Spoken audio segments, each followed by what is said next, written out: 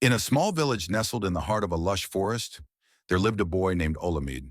He was an ordinary child in many ways, with the same playful energy and curiosity as the other children. However, Olamide had one special thing that made him different. One evening, as the sun set behind the trees, his grandmother, the village elder, took him to a secluded spot in the forest. She had often spoken of the forest magic and the ancient spirits that lived within it. But on this particular night, she would show him something extraordinary. Olamide, she said softly, listen carefully, for the trees have voices. They speak, but only to those with an ear that can hear. With that, she handed him a small carved wooden earring and whispered a prayer. As soon as Olamide placed the earring in his left ear, he felt a strange sensation, a soft hum, like the whisper of the wind. When he closed his eyes and listened closely, he could hear the trees talking to each other. They spoke in soft, gentle tones, sharing secrets of the forest, the weather, and the animals that lived there.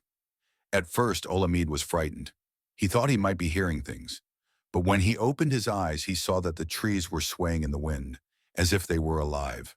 The leaves rustled with a rhythm that seemed almost like speech. His grandmother smiled knowingly. Your ear is now enchanted, my child, she said. You have been chosen to hear the whispers of nature.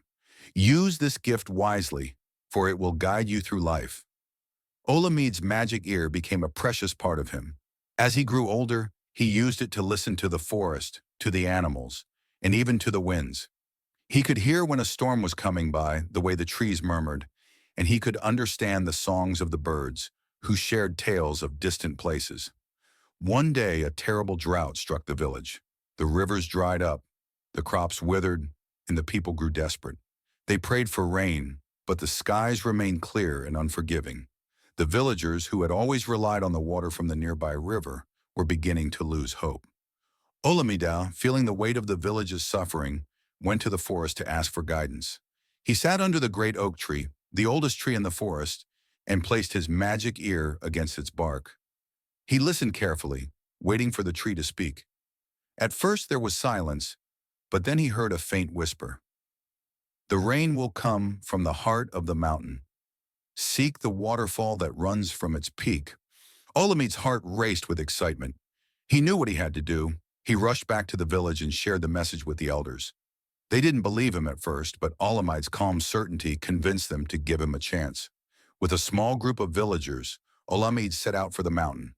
The journey was long and difficult, but Olamide's magic ear guided them. As they climbed higher, he could hear the mountain speaking to him, telling him which path to take, warning him of dangers ahead, and showing him hidden sources of water along the way.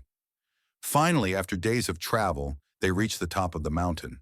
There, Olamide found a hidden waterfall, one that no one had known about. It was a beautiful sight, its water sparkling like diamonds, flowing from deep within the mountain. Olamide, with the help of the villagers, directed the water to a nearby riverbed, which began to flow once more. The rain came shortly after, not from the sky, but from the mountain's hidden heart. The village was saved and the people rejoiced. From that day on, Olamide was celebrated not just as a boy with a magic ear, but as a hero who had saved his village. The people came to him for guidance, trusting in his ability to listen to nature's whispers.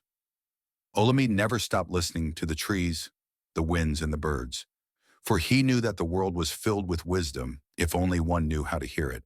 And so, Olamide lived a long and fulfilled life, always using his magic ear to help others and to learn from the world around him. He never forgot his grandmother's words, and he passed them on to the children of the village. Listen carefully, for the world speaks to those who are willing to hear.